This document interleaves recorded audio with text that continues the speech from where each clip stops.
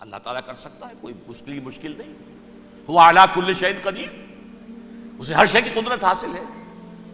لیکن اصل بات جو ہے میں آپ کو بتانا چاہتا ہوں، یہ ہے سائیڈ ایشو. اصل ایشو ہے فلسطین کا جو شروع ہونے والا ہے. بھٹی دہکے گی وہاں.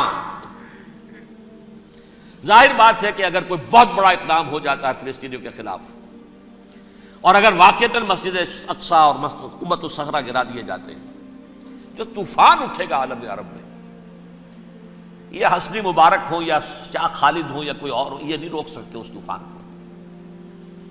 نوجوان خون اٹھے گا، غیرت اور جو بھی حمیت ہے.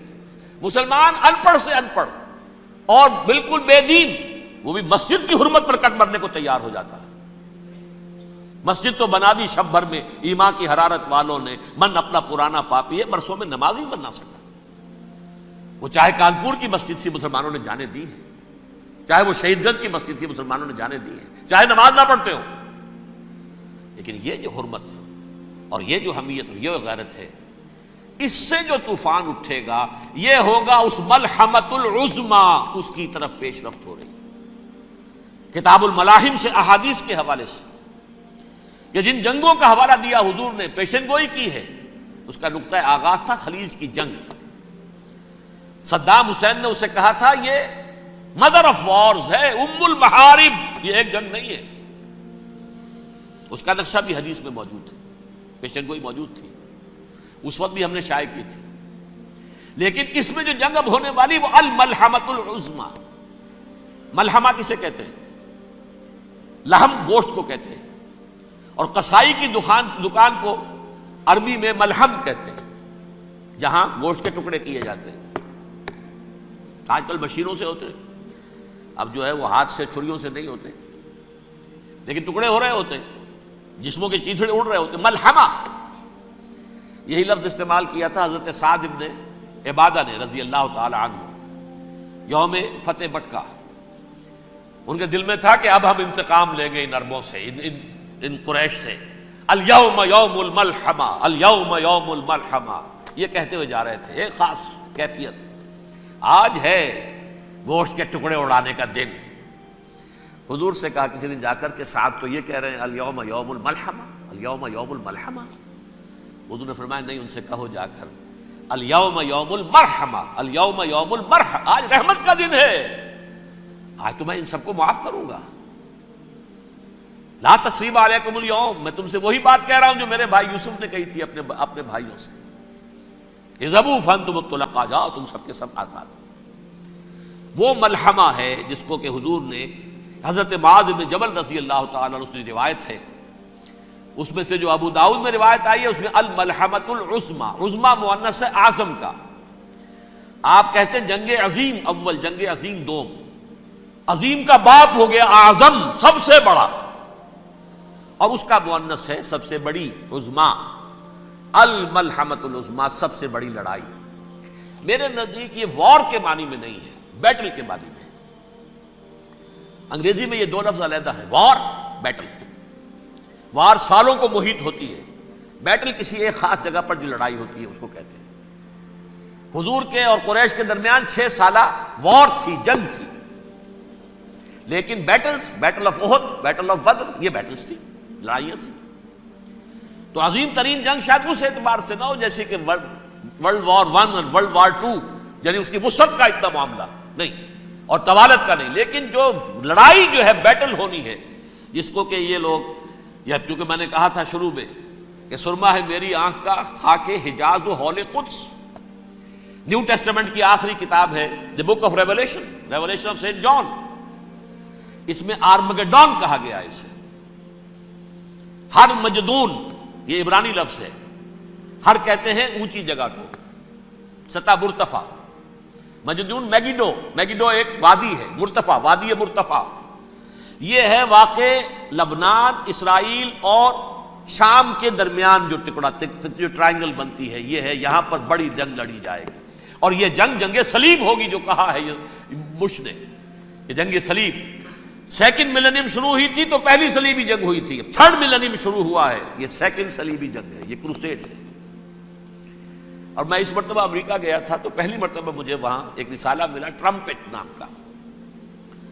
یہ امریکہ کے جو بہت ایکسٹریمسٹ قسم کے پروٹیسٹنٹس ہیں، یہ ان کا رسالہ ہے، اور ان کے بارے میں اب کہا جا رہا ہے وہ کرسچین زائنسٹ ہیں. آپ شاید پہلی مرتبہ یہ لفظ سن رہے ہوں. زائنسٹ تو ہم سمجھتے ہیں یہودیوں کو، کرسچین زائنسٹ وہ ہیں جو ہیں تو عیسائی پروٹیسٹنٹس ہیں، لیکن اسرائیل کے وہ حمایتی یہودیوں سے بڑھ کر ہیں. یہ میری کسی پہلی تقریر میں شاید بہت سے حضرات کو یاد آ جائے، میں نے کہا تھا 4 سال پہلے ہمارا تنظیم اسلامی کا ایک کنونشن ہوا تھا ہیوسٹن میں، امریکہ کا جنوبی علاقے کا شہر ہے. ایک سیشن اس میں ہم نے رکھا تھا انٹرفیتھ، ایک عیسائی کو بلایا تھا، ایک یہودی بہت بڑا وہاں کا عالم ہے اس کو بلایا تھا. اس یہودی عالم نے ڈاکٹر وشوگراڈ، جو وہاں کی یونیورسٹی میں پروفیسر ایمیریٹس ہے، اس نے کہا تھا کہ یہ اسرائیل کو تو سپورٹ کر رہے ہیں عیسائی، ہم تو نہیں کر رہے. جو پریکٹسنگ یہودی ہیں وہ زیادہ اسرائیل کے حق میں نہیں تھے، یہ تو سن 67 کے بعد انہوں نے اسرائیل کو تسلیم کیا ہے. وہ تو منتظر تھے کہ ہمارا مسیحا آئے گا تو اس کی قیادت میں جنگ کریں گے، جیسے شیعہ منتظر تھے کہ مہدی موعود آئیں گے تو پھر ہم کچھ کریں گے. وہ امام خمینی نے کہا بھائی جب وہ آئیں گے آ جائیں گے، لیکن ہم کچھ راستہ کے لیے.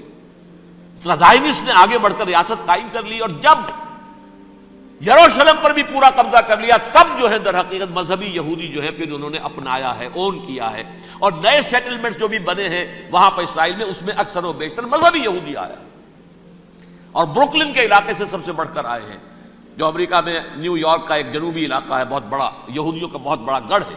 نیو یارک کو جیو یارک بھی کہا جاتا ہے، وہ تو اصل میں مرکز جو ہے وہ تو یہودیوں کا ہے. اس حوالے سے وہاں پر جو کرسچن زائنسٹ کہلاتے ہیں وہ اسرائیل کے یہودیوں سے بھی بڑھ کر کہیں سپورٹر ہیں. بہرحال اس دوسری صلیبی جنگ کا معاملہ جو میں کہہ رہا تھا، ٹرمپٹ نامی رسالہ، اس کا ایک مضمون ہے دی لاسٹ کروسیڈ. اب یہ آخری کروسیڈ ہے جو شروع ہونے والا ہے. میں تو حیران ہوں کس قدر کھل کے وہ باتیں کرتے ہیں. رومن کیتھولکس کو وہ کہتے ہیں کہ یہ شیطان ہے، یہ پوپ شیطان ہے، یہ یورپ کو اس نے جمع کیا ہے کرسچینٹی کی بنیاد پر، اور اس میں زیادہ تر کیتھولکس ہیں. آپ کو معلوم ہے برطانیہ بڑی مشکل سے شامل ہوا ان کے ساتھ، اس لیے کہ وہ پروٹیسٹنٹ کا سردار تھا، ابھی پوری طرح نہیں ہے. یورپ جو ہے وہ رومن امپائر دوبارہ یہ کھڑی کر رہا ہے، اور در حقیقت یہ جو ہے یہودیوں سے بھی چھیننا چاہتے ہیں اسرائیل کو اور فلسطین کو، اور مسلمانوں سے بھی، اور یہ وہی کروسیڈ جو تھے اربن ثانی کے، اس کی تیاری کر رہے ہیں تاکہ وہاں پر عیسائی حکومت قائم ہو جائے، کیتھولکس کی، پوپ کی حکومت قائم ہو جائے، جیسے ایسٹ تیمور میں کر دی ہے. ایسٹ تیمور میں کون سی حکومت بنی ہے؟ Roman Catholic. رومن کیتھولک اسرائیل میں بنے تاکہ یہ سارے مقامات مقدسہ جہاں اسرائیل پیدا ہوئے، حضرت مسیح پیدا ہوئے، بیت الحم کہاں ہے؟ وہی ہے کہ نہیں؟ جہاں سے ریزریکشن ہوا ان کے خیال میں وہ کہاں ہے؟ وہیں پر ہے کہ نہیں؟ بڑے بڑے گرجے ان کے وہی ہیں. تو اس اعتبار سے ان کا کہنا یہ ہے یہ لاسٹ کروسیڈ کی تیاری ہو رہی ہے، یہ کیفور. اور ان کا کہنا یہ ہے کہ یہ پوری طاقت نیٹو کی جو ہے، یہ پہلے جرمنی سے لائی گئی بوسنیا، انہوں نے خود وہاں جنگ کروائی، انہوں نے خود وہاں پر ایتھنک کلینسنگ کروائی، پھر خود مصالحت کے لیے آ گئے، پھر کوسوو میں انہوں نے خود آگ بھڑکائی. یہ میں نہیں کہہ رہا، یہ وہ ٹرمپٹ رسالہ امریکہ سے چھپنے والا پروٹیسٹنٹس کا رسالہ ہے جو یہ کہہ رہا ہے.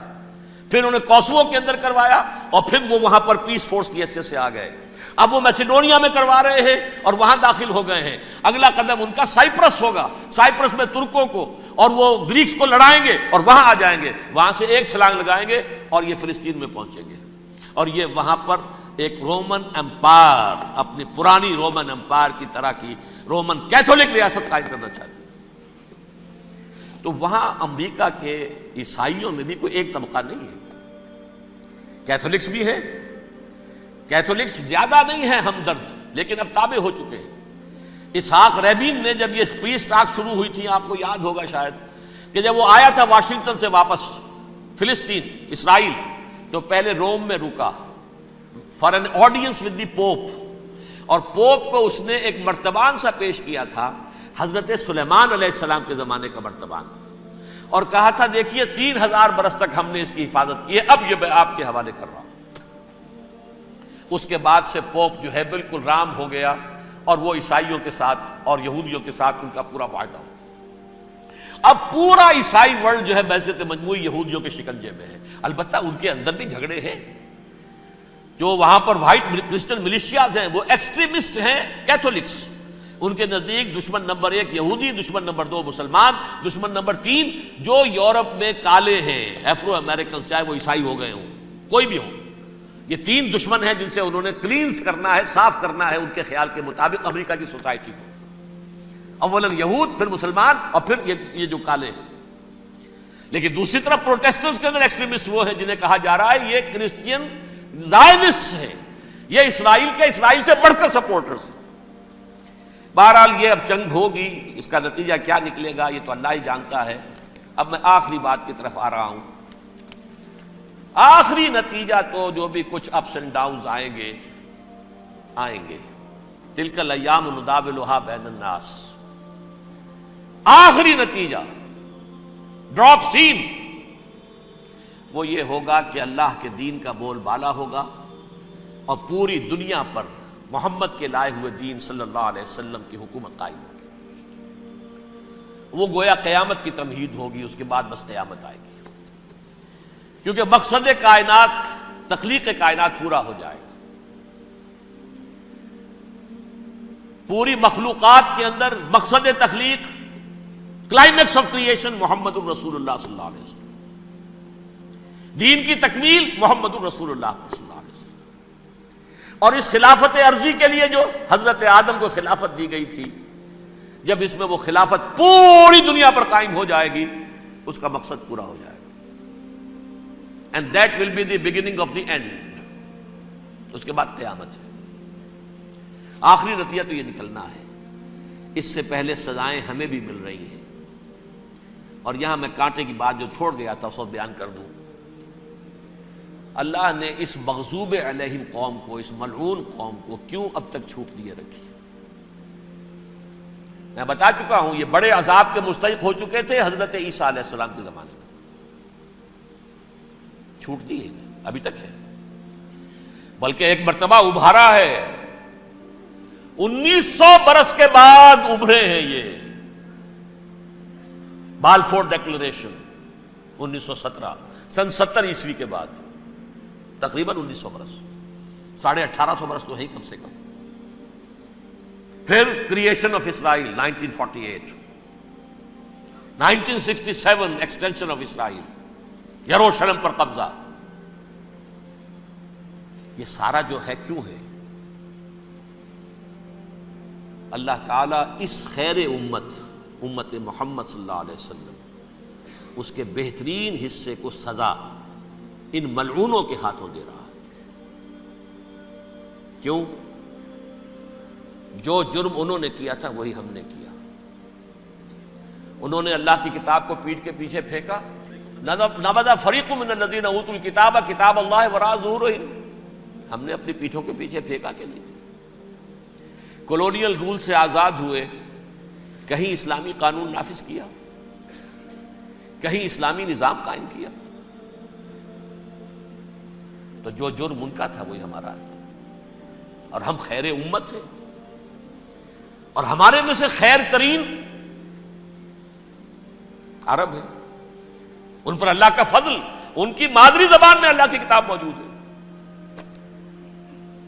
پھر انہوں نے اللہ کے دین کو پیٹھ دکھائی. جو ملک آزاد ہوا کولونیل رول سے، یا اس نے قبلہ کر لیا اپنا ماسکو کی طرف یا کر لیا واشنگٹن کی طرف. کسی نے مکے کو قبلہ بنایا.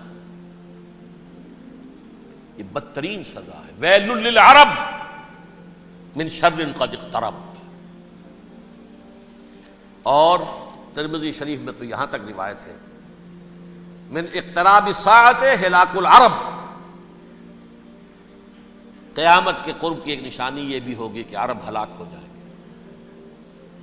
ایک حدیث میں الفاظ آتے ہیں کہ حضور نے جب کہا یہ ہوگا یہ ہوگا یہ ہوگا، یہ بربادی آئے گی، تو کسی زوجہ محترمہ نام میں بھول رہا ہوں، انہوں نے پوچھا کہ عرب اس دن کہاں ہوں گے؟ فرمایا العرب یومئذ قلیل، بہت کم. آخری خاتمہ ہونا ہے یہود کا حضرت مسیح علیہ السلام کے ہاتھوں. وہ عذاب جو 2000 برس تک ان سے چلا رہا وہ آئے گا اور ان کے رسول ہی کے ہاتھوں آئے گا. لیکن اس سے پہلے مسلمانوں پر یہ عذاب آ رہا ہے، ہولوکاسٹ کے درجے کا عذاب آ رہا ہے. البتہ ہم پاکستانی اس میں یوں سمجھ لیجئے کہ وہ تو خبریں موجود ہیں احادیث میں، وہاں تو جو ہونا ہے. اتنے انسان مریں گے کہ ایک پرندہ جو ہے اڑتا چلا جائے گا، وہ نہیں چاہے گا کہ نیچے اترے تو کسی لاش پر اترے، اسے جگہ نہیں ملے گی زمین خالی کر کہیں اتر سکے، تھک ہار کر گرے گا، مرے گا تو بھی لاش کے اوپر گرے گا. یہ الفاظ ہیں حضور کے صلی اللہ علیہ وسلم. الملحمۃ العظمی الملحمۃ الکبریٰ، یہ لاسٹ کروسیڈ ٹرمپٹ اخبار نے، میں اس کا فوٹو اسٹیٹ بھی کبھی آپ کو دکھا دوں، ویسے میرے ساتھ ہے وہ رسالہ ٹرمپٹ، دی لاسٹ کروسیڈ، اس کی تیاری ہو رہی ہے. وہ الملحمۃ العظمی اور ملحمۃ الکبریٰ جو ہے وہ آنے والی ہے. ابن ماجہ میں کبریٰ کہا ہے، اکبر کا مؤنث کبریٰ، ملحمہ کبریٰ سب سے بڑی جنگ اور ملحمہ عظمی سب سے عظیم جنگ. یہ ہوگی اور بہت جلد ہوگی.